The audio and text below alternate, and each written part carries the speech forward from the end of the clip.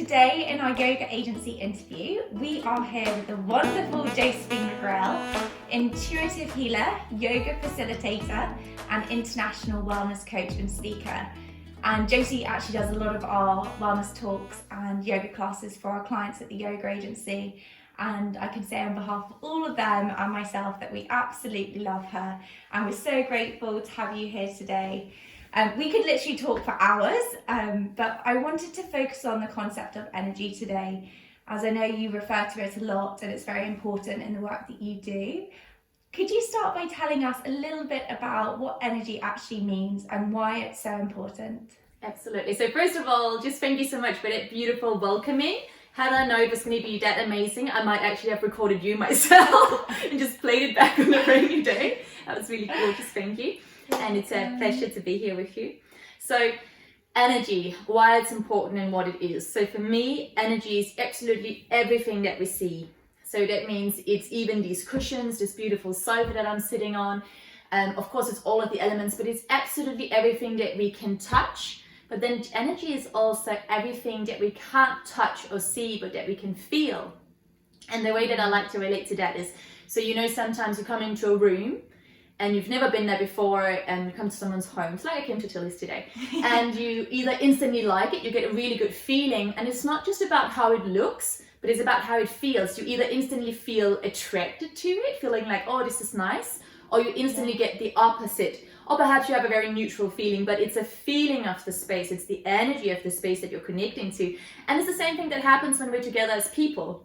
So you can be with a group of people where, let's say, you came together on a meetup group, and in essence, you should all kind of be in a similar vibe because you have similar interests. That's what brought you together. But actually, for some reason on that particular night, you're not feeling it.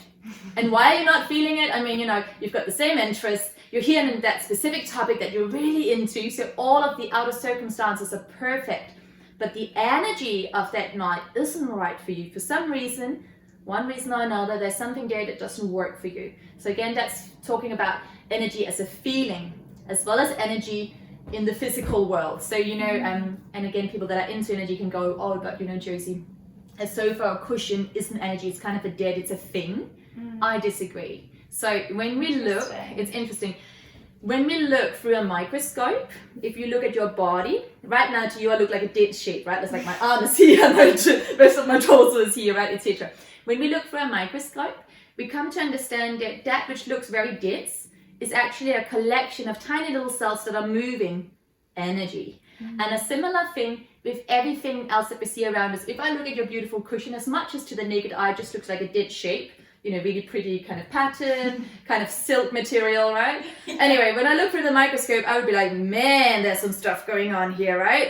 So there would be like little bacteria moving around, again, energy moving around. When we look at the light that's coming through your windows right now, this beautiful light, it looks like just bright white light, right? Now, again, if we break it down, if I take some glass and cut it in on an angle, you'll see all the different colors of the rainbows, right? You know, so white light, what we receive through our retina, through our eyeballs, is white light is actually made out of a spectrum of 7 different colors, which we know when we see a rainbow, for instance. But again, all that light is energy. So absolutely everything we see around us, everything we are made out of, we are a collection of 50 trillion cells that are constantly moving, changing. Everything is moving. Even this cushion, even if it looks like it's not moving, as we know, final thing, if I came back here, let's say like, you know, I died and then I resurrected like another 200 years from now, right? I'll come back to this home. This cushion would no longer look like this. We know that, right? Yeah. But it's a dead thing. Why has it changed? Well, it's energy. It changes. It moves. So everything in this universe moves. Well, as you can see, that cushion is actually broken. Yeah, I noticed. I was like, I'm just going to hide that. That's a really good example. I was like, when you picked it, I was like, don't pick it up. That's a perfect example there, isn't it? Things change.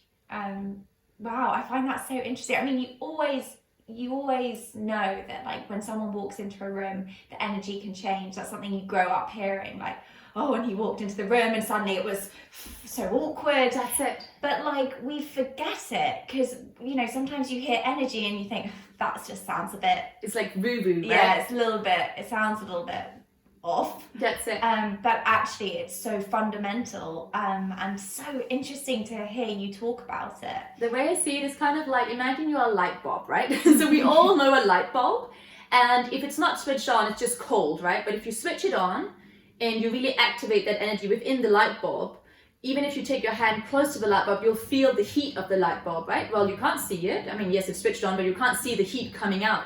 But you can feel it through your hands. You can feel that radiance, that energy that it's radiating, right? And we all go, yeah, that's totally normal. Well, we do the same thing as people. We are literally like light bulbs that are switched on. It's just that some of us have more energy, that more heat that we are expanding out, and others have less. Some are more, are more inclined to give a lot of energy, and some are more inclined to take a lot of energy. And it's all good, it's kind of how it's supposed to be. But the way that I see energy and why it's important really is that energy has to move. In order for energy to stay healthy, it has to move. And this is a really key ingredient, because when you look at nature, everything changes, it moves. All the seasons changes, night turns into day. Our own planet is constantly turning and spinning. All of our cells are renewing. And if you go really make it really down to earth. When we have a feeling, an emotion that doesn't feel good, right? So we don't want to feel it and we suppress it. And after a while, we get a stomach ache, right? We've probably all been there, right? All we were stressed out because actually something is going on at home, but we carry on working and we don't want to address it and we don't want to feel it. So we keep suppressing it. Next thing you know, you have a stomach ache, right? And you're like, oh, but it's just because I'm a bit stressed. No. I mean, in a way, yes. But the thing really was that you had an emotion, but you didn't allow it to move. So emotion means energy in motion. So the key again is that you feel it and you allow it to flow. You allow it to give you an action, an initial, it's sort of like that emotion is there as a guidance. Again, like you're walking down the street and you're seeing a person on the opposite side of the street. And even when you walk down the street, even if you're on your phone, your earphones, and you're half reading a book and like you've got lots of stuff going on, even if all of that is kind of blocking or making your senses more timid, you as an individual will still pick up the energy, the vibe of the person across the street, even if it's just to the point of that person looks scary, I'm not gonna like have a moment of eye contact, right? That happens to all of us. We are always aware of the energy around us, even if you don't believe in it. Always, always, always. I'm sure you've all had that feeling again where you're walking down the street and you just have this incline that I should turn left, and you don't know why. And then you turn left and you realize, oh, now you bumped into a really good old friend of yours. But had you not followed that energy, then you wouldn't have had that experience. Yeah, and I'd love to ask you actually, recently, since I've been more attuned to energy and understood it better, I sometimes randomly will think about someone and then I think, gosh, maybe they're thinking about me too. And then suddenly that person enters your life through a message or like a like on Instagram that and it's so interesting how that happens. Like I'll be thinking about you, for example, about maybe running a new wellness talk next month, and there you go, you drop me a message being like, Tilly, have you thought about offering this? And that is just bizarre to me. Can you explain why, if that's a thing or not, or am I just making that up? So the thing again, it's a total thing, and I think that, so the way that I see, without getting too spiritual on anyone, I don't want to lose you guys, but the thing is, on an evolutionary scale of humanity, we're only going to get more and more and more advanced in our understanding of how the universe works. So what I'm talking about, even though I was talking about energy as something you can feel, but I'm also talking about energy as something you can see and sense. But our understanding of what's really going on around us, even though we can't see it, is only going to get so much greater in years to come. So you're definitely not totally crazy or anything like that too. It is very much a thing. I like to think about it almost like, imagine you are calling someone up. So our whole, again, like I said, because we're made out of energy, and every single cell in your body has information and is sending out signals to the rest of your environment. You know how I talked about the example of you're walking down the road, and even if all of your senses are almost engaged with other things, you will still pick up a signal from the person over here of whether you are attracted to this person or whether you want to run away. You will always pick that up. Why? Because we are constantly sending out signals to our surroundings, kind of similar to animals. So animals, I mean, as human beings, we also send out kind of hormones, but animals really send out these signals of either fear or aggression or stay away from me or hey, I'm ready to mate, right? Like we do the same thing as human beings, but on an even more sophisticated level, exactly like you said, where we will be thinking about someone. And in the greatness of almost like Wi-Fi, it's like we have our own internal Wi-Fi, and it's like I'm calling you up, even just by thinking about you. So the way I like to look at it is imagine that, so right now I'm thinking about you, and it's like from my being, not just from my mind, but from my whole being, I'm thinking about Tilly, I can see Tilly, I'm really thinking about what it is I wanted, that message I want to give to Tilly, and I'm sending it out. I am literally, my whole being is calling her up. Similarly to me walking down the street, and for some reason I'm sending a good signal to the person over here who then turns around and gives me a big smile. Like this happens all the time. And it happens to people that live close together, it happens to people that are far away. I had a client the other day that told me about an experience, and she was super anxious, and she was like, something is wrong with our son. I just know it. And how could she know? She hadn't been in touch with their son for a while, etc., etc. Anyway, she called up their son, and the son had been admitted to hospital. He'd had a stroke, right? And so he's all good now, but she felt that. And whether that was because her son in the middle of whatever was going on was reaching out to her, or whether that was her just so in tune with what was going on to him, she knew. That is right? fascinating. And that is not just a one-off experience, and I'm sure we've all had experiences like that. But to just bring it down to earth, the really simple thing is that everything is energy. We can change energy. We can make an atmosphere feel good or an atmosphere feel bad. This was always our choice. So the same thing, you come home, you come into your home and it all feels kind of sad and cold, and then you put on the heating and you put on some music and you put on some candles, and all of a sudden you changed the atmosphere, right? You changed the energy of the space. And it was very little actions, but because you decided to bring that good energy into the space, that's how the space responded.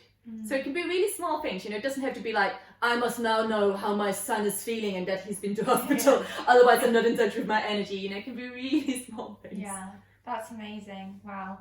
And just to bring it back to you a little bit, I, from my own personal experience, from meeting you, from being in the same room as you, and also just from comments that our clients have made and feedback left after Zoom classes, is just that you have this abundance of energy, and it's very positive energy, and you light up a room when you enter it, and people literally feel high after classes with you, and after your, if you're focusing on positivity as a meditation.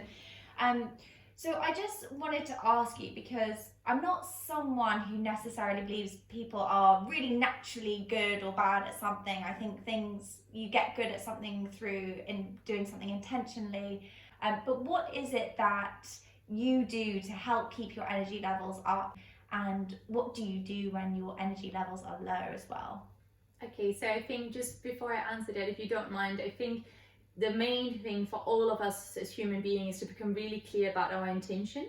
So if we know why it is we do what we do, if we're choosing to be with those people, like I said, we can choose to, be with those people but bring the worst of ourselves to the table, or we can choose to be with those people and bring the best of ourselves to the table.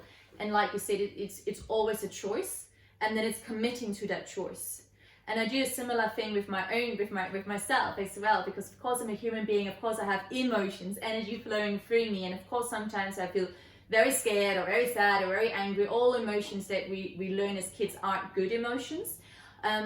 But through a lot of self-study, through a lot of listening, learning, traveling, just experiencing life, I've really learned to use different tools to flow with those emotions, and understanding that, just like you said, there's no bad or wrong emotions when it's my own personal self.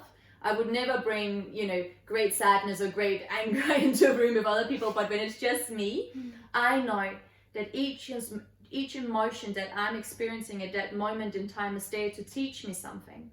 And it's actually a blessing if I decided for it to be. So it's about changing, for me, it was very much about changing my mindset to how I experience emotions. And I think this is something really, really pivotal if you start to understand that, if you decide that works for you. Because as children, we are taught that if you're sad, oh, don't be sad in front of everyone on the street, and hide it. It's, so we kind of become very shameful about feeling sad, or, it becomes a lonely experience. The same thing with anger, as children, if you have a fit of anger in the middle of a restaurant, your parents will be like, no way, Jose, right? So then again, we pick up this idea that being angry isn't an okay thing, whereas actually anger, when used in a really pragmatic way, can be incredibly powerful, because anger comes and knocks on your door to remind you of your own self-worth, to remind you to set healthy boundaries, and to remind you to look after yourself. And so you're asking me, what do I do? Well, I listen to myself. I take time out every day to just listen and to be with my body, whether that means I do a meditation. Of course, sometimes I do yoga. Quite often I'll just be in nature and I just check in. And I try and create space for whatever I'm feeling to come up. And instead of trying to fight it and go like, oh no, mustn't feel down, or mustn't get angry, or mustn't feel anxious, I go, okay, I'm here. So what are you here to teach me? And how can I best support this journey? And that's basically it. Because remember how I said everything is energy? Yeah. So a really nice way to think about it is like, don't get all caught up in the stories and feel that it's a personal thing. If you're feeling angry that day, that's okay. It's just an energy. Yeah. If you're feeling anxious that day, it's okay. So if we took the labeling away, and it's not a dangerous or a scary or I've kind of failed in life situation, feeling those emotions, but let's imagine that each emotion was there as your greatest teacher. And if we took that on and started to work with that, and that's really what I do with myself a lot. I write in notebooks about it. Sometimes I burn some of the things that I write. Sometimes if an emotion feels very overwhelming, again, if it's anger, for instance, which is a strong emotion, and a lot of us have never really learned proper tools to how to express anger in a safe way. Again, you can work with water, you can write it down. And again, I'm just going to go with anger because I know it's such a big one, or anxiety, both of them. It's there to help you to recognize where in your life you feel that you are not feeling loved, or where in your life you feel that you have perhaps not been able to give yourself the full attention that you deserve. And to open up about that with yourself, being honest with yourself, but then also being honest with your loved ones, right? So that's definitely one of the things that I do a lot. Secondly, like I said, how do I maintain my energy? So I check in with myself. I allow those feelings to be there. I breathe with them. I ask myself, what's the plan of action? How can I best move with this emotion? How can I allow myself to be moved by this emotion in a healthy way for myself and others? And then secondly, I spend a lot of time in nature. I really, really, really believe that nature is one of the most beautiful places to heal, places to rebalance that we have. And again, because when you look at nature just is. Like, you look at a tree, right? And some of these trees have been around for thousands of years, and that means they've seen storms, and they've seen wars, and they've seen great despair, and they've seen great joy, and they've seen it all, and they're just there, rooted, grounded. There's no bad, there's no good. They're just there. They just have this presence. And I guess that's where I get a lot of my own energy and my own inspiration to literally be like a tree. Yeah. Like whenever I call you, you're always out on a lovely walk somewhere. I just want to pivot back quickly. You mentioned working with water to deal with the emotion of anger, because I think I'd love to hear a bit more about what you mean by that, and like ways that we can deal with that emotion of anger. Sure. So anger, number one, has a tendency to reside in the liver. So the liver gets very hot when you're angry, which is fine because it's powering up your body like, yes, we are ready, right? But what you want to do is, once you have appreciated and acknowledged that, okay, damn, I'm angry, right? It's okay, I'm not suppressing it, it is what it is, but your body can get really hot. So what can be really nice is to kind of remind yourself that everything flows, and water is the best element. It's that thing of, okay, I feel this anger and I let it go. So to be around water, whether that means you take a shower, but you take the shower with the intention of cleansing, of just going, I've acknowledged the anger, I've made a plan of action, and now I'm going to release it. So you go into that shower with that intention. It doesn't have to be, I go to a holy spring or do this. It could be something as simple as, I have my shower. Or let's say you're at work and, good old days when we could go to the office, you know, you can't have a full-on shower, and you did think about jumping into the sink, but it's not really appropriate. It's going to be way too small. So anyway, you can do the same thing with that little sink you've got in your office. You know, you go to the bathroom, you take a moment for yourself, you feel all of that build up, all that heat. You make a plan of action. You tell yourself, I'm here to look after you, I'm here to support you, and now I'm going to release it. And so you walk to that little water fountain, whatever you have, and with that intention of cleansing, of letting go, you either just wash your hands or wash your face. But it really is this thing that water is the greatest element of transformation, of adaptability, of letting go. It is the most, in that essence, it is the most healing out of all of our elements. Compared to fire and earth and air and space, water always finds a way. So we just want to cool down the system, and we want to cleanse, and we want to let go. Kind of similar to, you know, everyone when they go swimming, you always feel refreshed after you come up, right? And yeah, of course, it's wonderful, it's sea salt, it's this, it's that, but it's also just that it's actually water. And you allow those emotions to flow with the water. So that could be a nice way, you know, just any kind of water is good. If you want to do more of a ritual about it, of course, you can also like make a whole bath at home, put lots of salts in there. And again, do it with the intention that I'm coming into this bath, and I'm going to release all of those stored emotions in the bath. And when I leave the bath, it's done. Because all of the rituals, creating a ritual is really on there to help compartmentalize, for your brain to understand that this is where I was, this is my intention, and when I leave, this is how I want to feel. It kind of helps the brain to compartmentalize the past to the present to the future. So it's a really nice thing to do, even though, because you can sit there and go like, wow, what is it really going to help me? Do I wash my hands? It doesn't if that's your intention, but if your intention is, I've dealt with how I'm feeling, and now after I've washed these hands, I'm going to be cleansed, I've released it, then it will help you. And the same way, even drinking water can be the same thing. Yeah, amazing. I think, and you touched on this before, but I've had my own experience of, I think for me it was more sadness, and I just kept finding myself really emotional and getting sad a lot when I was working for a particular company. And it took me a long time to realise that the reason I would get crying was because like they were treading on my values, and I wasn't setting proper boundaries. So could you maybe just give one of your top tips on how we can help ourselves to set better boundaries? But I think it's a really valid point. Like I said, I so wish more people, you know, I wish that all of us had grown up with tools to how to set those healthy boundaries, and to understand that when anger comes, it's a friend. It's like your best friend going like, hey, that's not okay. You know? I love that. And if you see it like that, the next time it happens, it doesn't have to be this scary, overwhelming thing where, especially as women, what we tend to do the most is cry. I mean, no offense, you know, but honestly, we do so it. Offended. But you know, we do it because it's like, it's what worked with our parents. It's like, well, if I go into a fit of anger and I really set firm boundaries like I did when I was 3, no one is really going to appreciate it, right?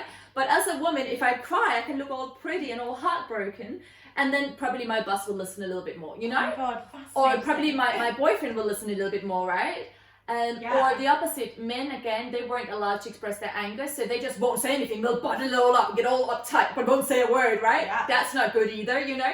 So, really angry. Or crazy angry, right? So how can we do it? How can we, if we look at it, if we start to say, if we even just open to the idea that anger is there as your best friend, and that next time when you experience anger, it's like your best friend going, like I said, hey, it's time to set some healthy boundaries. And that by you setting healthy boundaries, it's not about you being nasty to other people, or you know, putting your foot down and saying, hey, no further.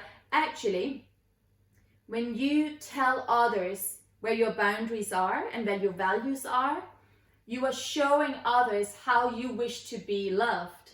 And that's actually a really beautiful way to see it. Does that make sense?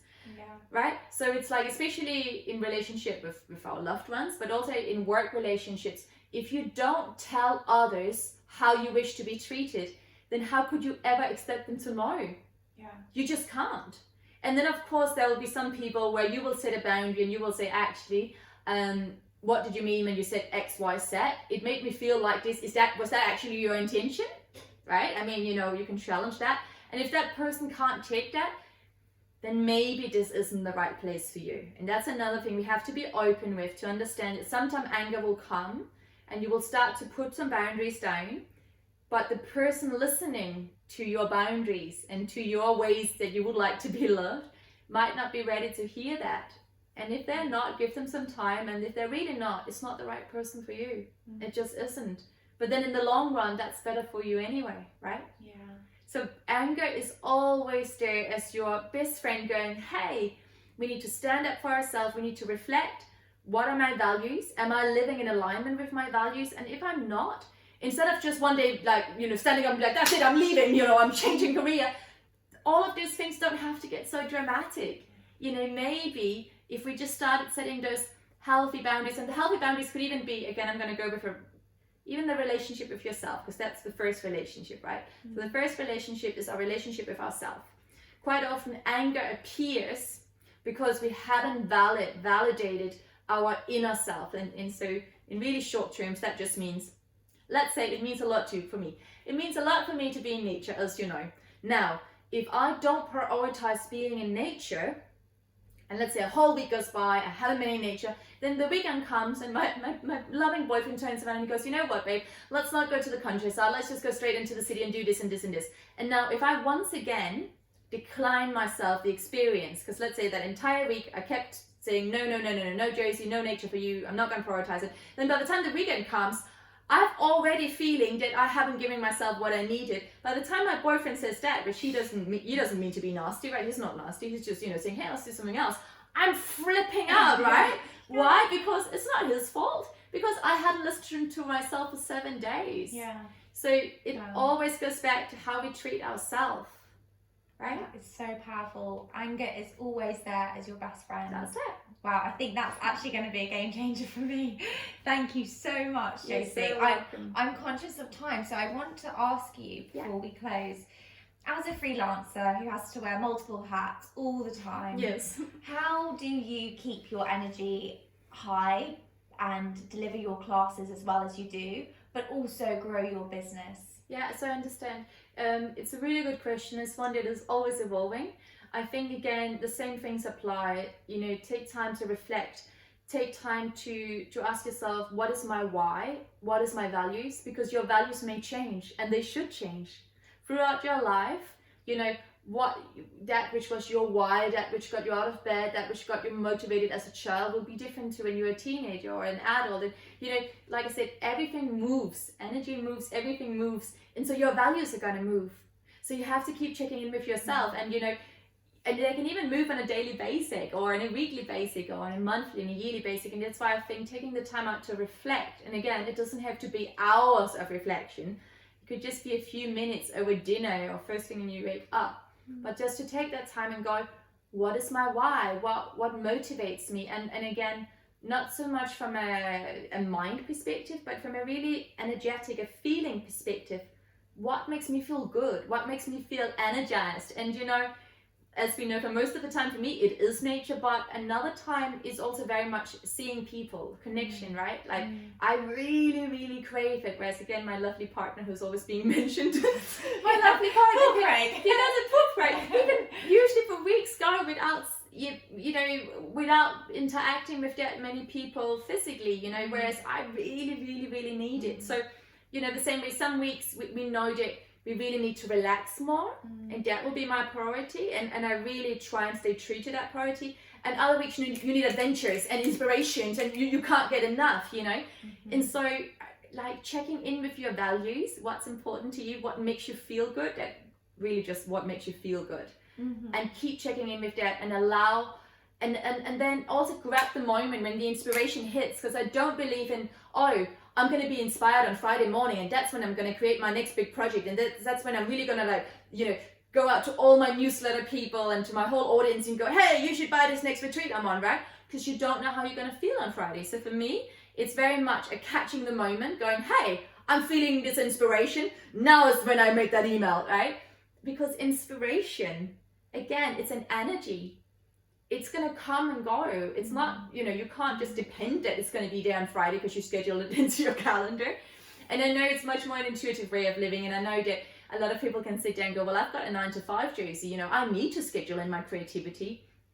I understand, but maybe try and make a bit more room for creativity to occur so that you've got that space. And when you really feel it, get lots of work done. And when you're not feeling it, then ask yourself, well, what is it that I do need?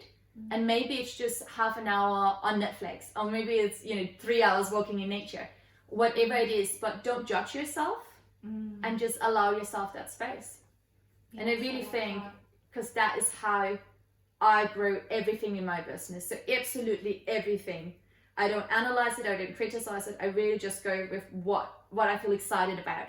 Yeah, that's how I wrote the book. That's how I made the 2 new meditation courses. Yeah. I never ever sit down and think, ooh, yeah, that would be good. I just feel it. Like I wake up one day and I'm like, oh my God, I'm going to make this thing. And I get really excited about it and then I do it. And then I'm like, I hope someone will like it. And that's that. And can you let our listeners know where they can find you, and what the name of your book is, and where they can get hold of a copy? Sure, of course. So best thing to do is with all these things is to find me online, josephinemcgrail.com, or on Instagram. Again, it's Josephine Mcgrail 12, because that's my date of birth. And the book, The Morning Miracle, again, can be bought through my website. Yeah, so that's it. Amazing. Thank you so much. And finally, can you let our listeners know what is your experience of working with the yoga agency? Oh yes, leave the best to last. Yeah. I honestly, Tilly, I mean, you know this, but it's such a pleasure for me to work with you, to work with the yoga agency, to represent the yoga agency. I really believe that you have such an incredible ethos, that you have such a drive, such a motivation, and so the point being is there is such a gorgeous energy, such a grounded energy, such a dear, very heartfelt intention behind this company. And that is why I love representing you, love working with you, because it all really does come from a space of love. And I and the yoga agency love you more than you could possibly imagine. Thank you so much for being with us today, Josie. You are wonderful, and we hope to see you very soon. Thank you again. Thank you so much, Anne. Bye.